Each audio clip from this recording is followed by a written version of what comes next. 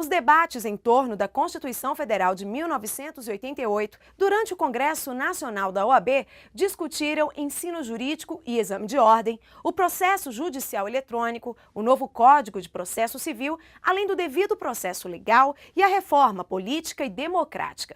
Um dia inteiro foi dedicado às mesas redondas. No terceiro painel do dia, o secretário-geral do Conselho Federal da OAB, Cláudio Pereira de Souza Neto, e o conselheiro federal pela OAB Piauí, José Norberto Lopes Campelo, conduziram os trabalhos. Norberto iniciou o debate falando sobre o ensino jurídico no país. Ele criticou o despreparo com que os alunos chegam às universidades e lembrou sobre o acordo firmado entre a OAB e o Ministério da Educação para a melhoria dos cursos de direito. Cláudio Pereira de Souza Neto, por sua vez, falou sobre o exame da ordem sob a perspectiva da Constituição Federal de 1988 e destacou a importância da prova. Já são mais de 11 exames nacionais unificados e a nossa experiência tem sido uma experiência de muito sucesso na realização desses exames, sobretudo no que toca ao grande desafio que é de realizar um exame nacional em todo o Brasil, um exame, uma prova que se aplica em 128 lugares espalhados por todo o Brasil, ou seja, uma prova que não se aplica apenas nas capitais, uma prova que se aplica também em muitas cidades do interior brasileiro, não é? Provas aqui no Sudeste, mas também provas no Norte do Brasil, provas no Nordeste, ou seja, 128 lugares em que essas provas são aplicadas e sem que tenhamos uma notícia de vazamento, sem que tenhamos um problema de vazamento da prova, de fraude na aplicação da prova, e isto para nós, com toda a humildade, é realmente um motivo de orgulho, satisfação e, sobretudo, de tranquilidade e de alívio, porque realmente não é fácil garantir a integridade desse exame, tendo em vista a capilaridade na forma como ele é aplicado. O quarto painel do Congresso Nacional da OAB teve como palestrantes o ex-presidente da OAB Minas Gerais, Raimundo Cândido Júnior, o deputado federal e relator-geral do texto do novo Código de Processo Civil, Paulo Teixeira, e o presidente da Comissão Especial de Direito da Tecnologia e Informação, Luiz Cláudio Silva Alemã. Raimundo Cândido Júnior criticou a morosidade da política nacional e elogiou o novo CPC. Já o deputado Paulo Teixeira destacou os benefícios que o CPC trará aos advogados e falou sobre a estrutura do texto do novo Código de Processo Civil. Esse texto, ele tramitou já, nesse período, desde o Senado e pela Câmara, já tramitou 3 anos e 9 meses. E nessa tramitação, a Câmara pôde ouvir todo o país. Todo mundo opinou para a elaboração e construção desse Código de Processo Civil. Por último, Luiz Cláudio Silva Alemã abordou um dos temas mais aguardados pela advocacia no Congresso Nacional da OAB, o processo judicial eletrônico. PJ é uma luta da advocacia e que já está transpondo. Já deixou de ser da advocacia, agora já é da cidadania. Porque excluir não, senhores. Estão excluindo. Os painéis que fecharam a noite de debates trataram sobre 2 temas: a Constituição e o devido processo legal e reforma política e democrática.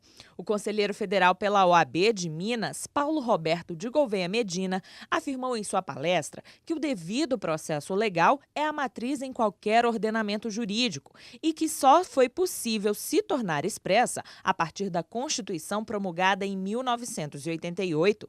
Já para falar sobre uma possível mudança na política nacional, foram escolhidos o ex-presidente nacional da OAB, Marcelo Lavener, e o secretário da Comissão Especial de Mobilização para a Reforma Política, Aldo Arantes. Os dois foram enfáticos ao afirmar a necessidade de haver uma reforma no sistema eleitoral do país. Quero dizer que nós temos o dever de não deixar que as eleições se transformem como a ameaça e o risco, e a realidade já demonstra, uma armadilha para os tolos, aqueles que pensam que há eleições, está tudo bem. Por quê? Porque as eleições, infelizmente, que deveriam trazer para os postos de governo e para os mais altos cargos do poder político da nação, aqueles representantes do povo que representassem efetivamente o povo, parece que se perderam nesse seu desiderato, nessa sua teleologia, e os tais representantes do povo já não representam mais o povo. Essa questão do financiamento de campanha é a questão que mais atinge a sociedade. Ela é exatamente algo que esteve presente nas manifestações de junho. Porque há uma percepção clara, e isso uma pesquisa da Ordem dos Advogados do Brasil identificou, mais de 85% da sociedade brasileira é contra o financiamento de campanha por empresa. E por quê? Por razões muito óbvias. O financiamento de campanha por empresa é profundamente antidemocrático. É importante percebermos que o caminho não é negar a democracia, o caminho é conquistar uma verdadeira democracia. O caminho não é negar os políticos, porque não existe democracia sem política e sem partidos políticos. A nossa tarefa é exatamente elaborar, construir, lutar por uma reforma política que assegure a consolidação da democracia, com a consolidação dos partidos, com a consolidação exatamente de um caminho que permita uma mais ampla participação popular. Ao final, uma cartilha com todas as informações sobre o projeto de iniciativa popular para uma reforma política e democrática, encabeçado pela OAB e mais 94 entidades, foi entregue aos participantes do evento.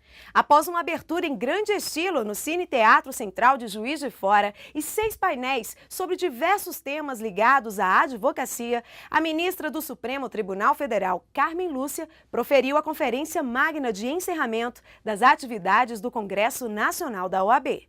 O encerramento dos 2 dias de congresso preparatório para a Conferência Nacional dos Advogados foi marcado por uma palestra da ministra do Supremo Tribunal Federal, Carmen Lúcia. Ela foi homenageada pela Ordem com uma placa pelos serviços prestados em favor do Estado Democrático de Direito. Carmen Lúcia falou sobre democracia e cidadania. Ao comentar a realidade vivida pelas atuais gerações, a ministra afirmou que a sociedade está vivendo uma mudança de tempos. Cada geração quer o melhor para si e para deixar como herança para quem vier depois da gente. E é exatamente por isso que eu começo por dizer que nós estamos vivendo não um tempo com algumas mudanças, mas uma mudança de tempos. Já sobre o sistema eleitoral brasileiro, ela foi enfática ao dizer que a política não precisa ser reformada, e sim transformada. Falou-se muito desde o momento que eu cheguei, escutei, e estou escutando, e estou concordando, no que se refere a uma imperiosa necessidade de, eu vou colocar entre aspas, reforma política, mas verdadeiramente eu acho que o tempo é de uma transformação política. Acabou o tempo das reformas. Os modelos de direito e de política não servem mais à ansiedade, à inquietação de uma nova cidadania. Não se trata de coisa, se trata de algo muito além do que é, se trata de meras coisas, se trata verdadeiramente de novas humanidades para serem vividas, de novos modelos. Como isto não pode acontecer de uma forma abrupta, nem temos fórmulas perfeitas, como muito bem disse o doutor Aldo Arantes. Há algumas propostas, há alguns dados objetivos, que são os elementos, os passos que nós temos que caminhar. Passo mais curto ou mais longo, começa pelos passos que a gente der, pelo primeiro, pelo segundo, mas é a forma de caminhar. A luta da OAB pela democracia no país também foi destacada pela ministra do STF, que atuou como advogada até sua posse como juíza da Suprema Corte. A democracia é igual a uma catedral, ela é uma construção permanente. E daí a luta da Ordem dos Advogados ser permanente. Eu nunca fiquei 1 ano na Ordem dos Advogados, 6 meses, em que não tivesse um presidente botando fogo na Comissão de Estudos Constitucionais, porque parece que nunca acabava. E hoje eu sei que nunca acabará. Essa é uma comissão que reconstrói, que se reconstrói, que se reinventa. Aplaudida de pé pelos participantes do Congresso, Carmen Lúcia finalizou sua palestra com um texto de sua autoria, em que clama a todos que sejam dignos de serem brasileiros. E o meu texto se chama Dignai-vos. Eu acho que a gente tem que se indignar com tudo que é errado e não perder nunca a capacidade de não se dar por insatisfeito ou pelo menos acomodado. Mas no Brasil, indignidade nós tivemos desde 1500. E nos indignamos desde 1500, mesmo quando nós, como dizia Chico Buarque, falava de lado e olhando para o chão. A nossa luta é para que nós nos dignemos a ser brasileiros. Por isso eu escrevi esse texto conclamando aqui, dignai-vos, sejamos todos nós brasileiros que tenhamos a ousadia de ser o que nós merecemos, à maneira do Guimarães Rosa, porque sorte é isso, merecer e ter. Muitíssimo obrigada a todos. E depois do intervalo você confere. A OAB participa do lançamento da primeira edição do Anuário da Advocacia Pública do Brasil. Voltamos em instantes.